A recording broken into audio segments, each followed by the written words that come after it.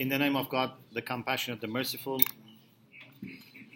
I am grateful to God for blessing us with having very friendly and at the same time honest discussion, and I hope the rest of our discussion also would go very well.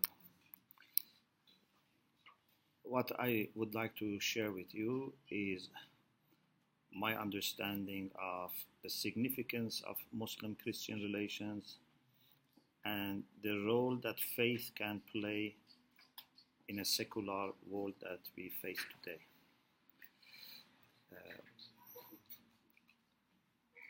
I am very much conscious of time, so I try just to share a few major points that have been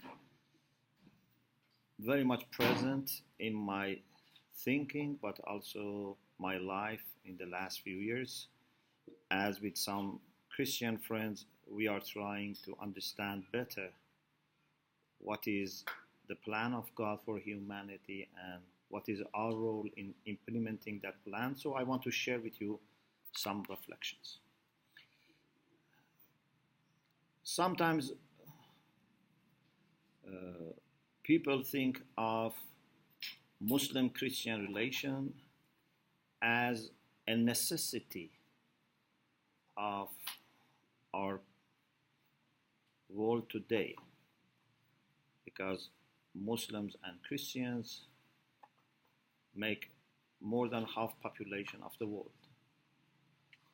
And if they are not in good terms with each other, the whole world would be in disaster. Therefore, as two key players in the world, they have to try to be respectful to each other. They have to be able to coexist peacefully. This is true, but I think this is too little. And sometimes when I hear people talk about, to tolerate each other or, to talk to each other as a matter of peacekeeping, I feel this is actually a sign of underestimation of humanity. We are not wolves that need to watch each other and just avoid fighting. For human beings to engage in peaceful relation, to communicate, to share their emotions and feelings, and to work together should be the default position. We are not wild animals. We are not warriors by default. We are to talk. We are to collaborate. We are to work together for a better world. But when it comes to Christians and Muslims, it's even much more than that. I have some ideas that I'm not able to speak here, but I very much like to discuss with you, maybe future, if you are interested, or we can share some materials. My idea is that, and when I say my idea, it doesn't mean that it is my idea exclusively, but it means that this is something that I accept responsibility for it. So maybe many people share this. Maybe many people, when we tell them, they accept, but they have not articulated. My idea is that God the Almighty has made this world in His wise creation with lots of diversity, with lots of differences, but not in order to give us excuse to fight or to feel superior to each other. He has created humanity in different cultures, ethnicities, languages, so that, as the Quran says, they come to mutual recognition.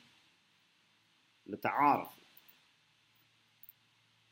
The idea of having white and black people, or for example, Arabs and Latin people, or Chinese or Persian, was not that some of them are better than the others.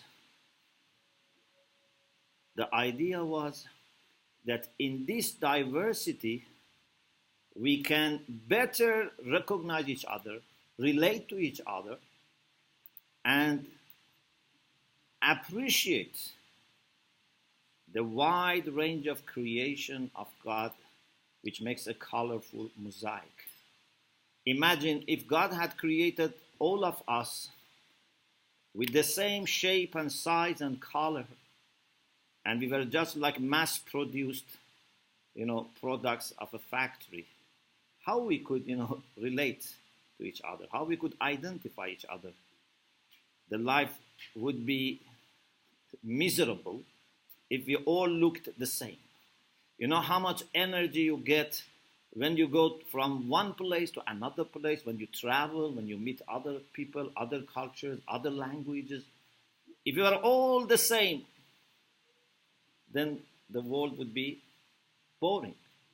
So, God has created this diversity. But unfortunately, we have, for the most part, got it wrong. We thought that this diversity is the sign of fundamental differences. Even some philosophers have tried to use this diversity in order to justify slavery, for example. Say, okay, black people are stronger in their physical power, so they should be used as labor, and white people are stronger in intellectual capacity, so they can be the masters of the world. But this is absolutely wrong and absolutely against the plan of God. That is one side, but the main side that I want to focus is God's plan in his legislation. The way God has guided humanity, whether it's in their intellect or in revelation, is totally compatible with his plan in the creation. The Quran tells us that God's plan for humanity is to come together around the truth, to be all sharing the same fundamental facts about themselves and the world and the relation between them, the relation with God.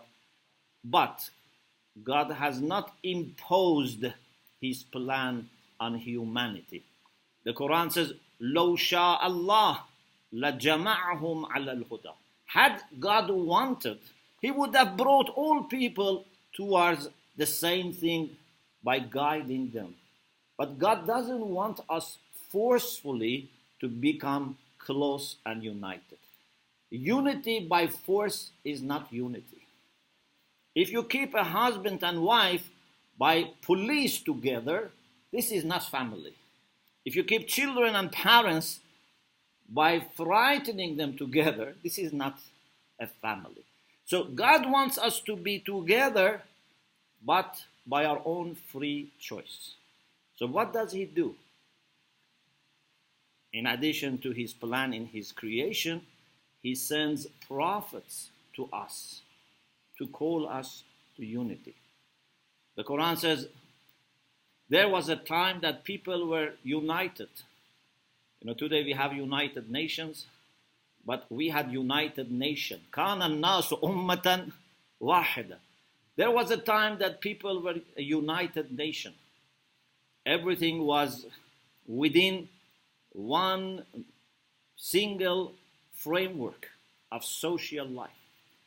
And people knew how to live together justly, peacefully, respectfully. But when social relations developed, and when greediness of some people got into this, and some people tried to manipulate their power, their intellectual capacity, their physical strength, so that they rule over other people, divisions started. And then God sent the prophets to bring unity. But a sad reality is that the prophets who came to bring unity, after they died, people were divided about interpretation of their unifying message. So a prophet comes, brings people together. After that, people fight. What did the prophet teach us? Then they divide into different sects and denominations. And then we need another person to come and call them towards unity. He brings unity, but then again people are divided. An example is Prophet Muhammad. So when the prophet was appointed by God as prophet, there were many problems in that society. I'm not talking about the immoral issues, but I just mentioned one big problem, and that was fight. That was conflict. Especially people in Medina, which was called at that time Yathrib, they used to kill each other brutally. Two major Arab tribes of Yathrib, Aus and Khazraj, used to kill each other. And they were tired, but they had no solution. So when they heard about this new man of God who is calling for shared humanity, for brotherhood, for love, for mercy, representatives of both tribes went to see the prophet in Mecca and said, please come and save us from war, save us from division, from fighting. And the prophet accepted to migrate to Yathrib, and one of the very first things that he did was to establish peace there, and also to bring brotherhood between Muslims who were migrants and Muslims who were residents of Medina. And God the Almighty says, remember that you were on the edge of hell. When we are fighting and we have division, God says, you were at the edge of the hell, but God brought your hearts together. No one other than God can bring perfect unity. You cannot bring unity with money. God says, even if you had spent all treasures of the earth, you were not able to establish this unity. But unfortunately, we know that after the demise of the prophet, again, even in Islam, we have divisions.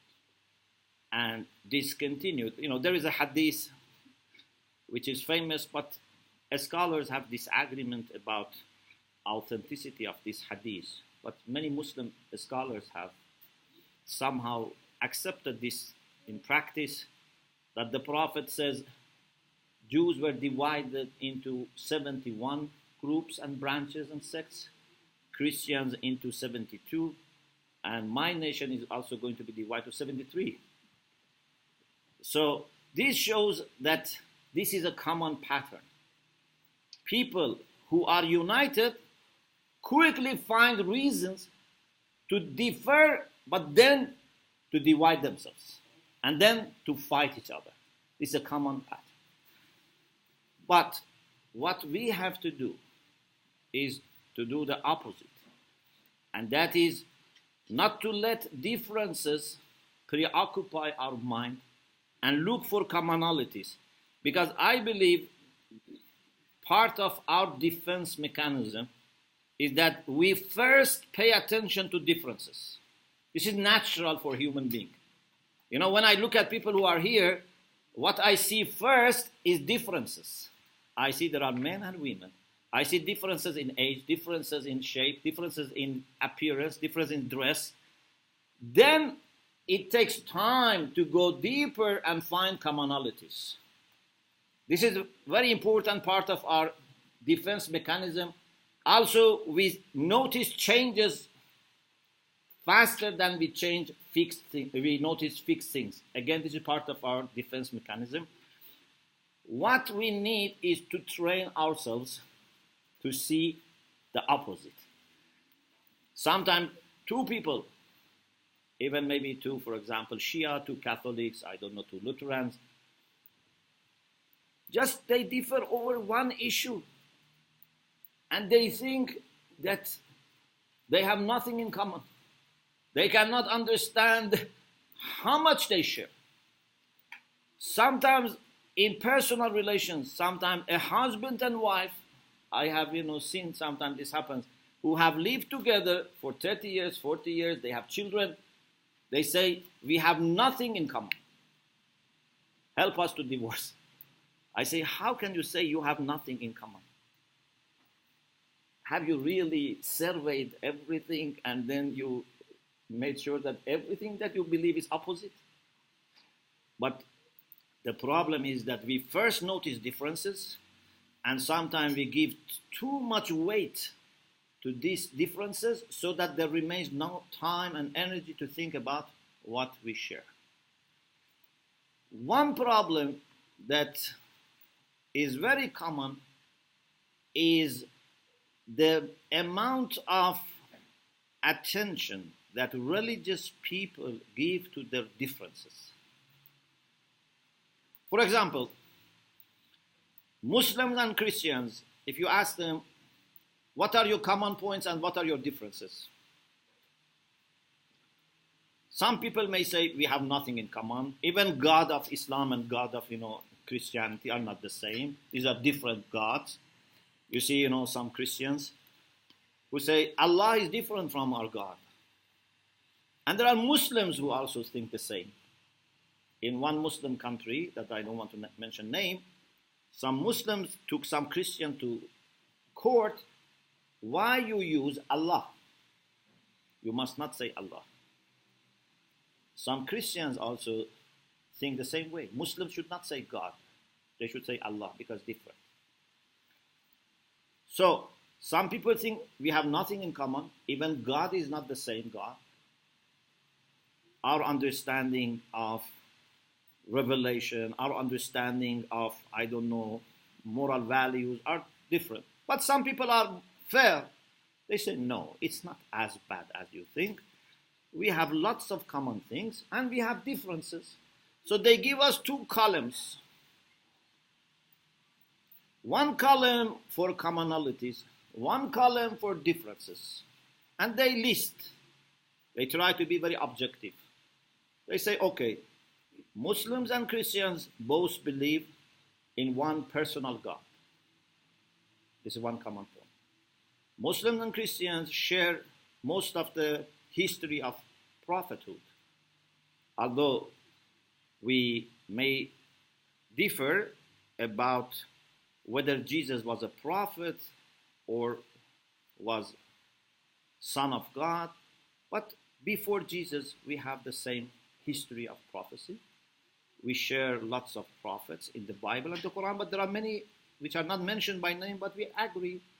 We believe in need for guidance from God. We believe that human sciences and experiences are not enough. We need revelation. We believe in hell and heaven. We believe in human accountability for what they do. And they give list as commonalities. But they also mention differences. For example, we both believe in prayer, but we pray very much differently.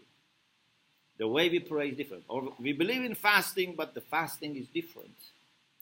Many things like this. For example, we don't believe in the same idea of original sin. Christians believe in original sin, Muslims, for example. Or crucifixion and this and that. So they give us two columns. But I think even this is not correct. I'm not talking about the people who say we don't share anything. I'm saying even this, although is an maybe honest attempt to be objective, it's not enough. Why? Because if you want to understand how much you really share, you have to add value to each of these items. You cannot consider them equally important. In my view, as a believer in God, a servant of God,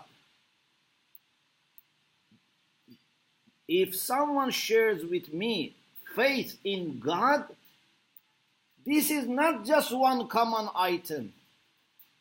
This is so important that I can say I share with him 99%. If God is the main thing for you, if the God gives you motive for everything, if as Abraham said, my prayer, my rituals, my life, my death, everything is for God, then if someone shares with you the same God, how much he shares with you? Can you put anything next to God? So if someone shares God of Abraham with me, if someone is trying to be devoted to God, he is very, very close to me. He is even closer to me than my, for example, blood brother who may not be devoted to God. And this is actually what we experience in our relation with our Sunni brothers, with our Christian brothers and sisters. We see that there are people who are devoted to God.